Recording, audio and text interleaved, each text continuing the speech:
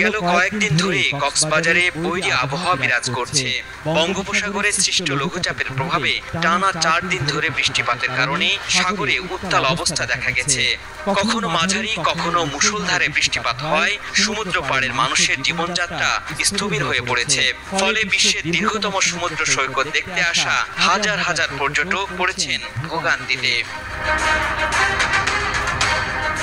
গেল 4 দিনের টানা বৃষ্টিতে কক্সবাজার শহরের বিভিন্ন এলাকা ও জেলার 9 উপজেলার নিম্ন অঞ্চল প্লাবিত হয়েছে। সড়কে পানি ওঠায় যান চলাচল ব্যাহত হচ্ছে।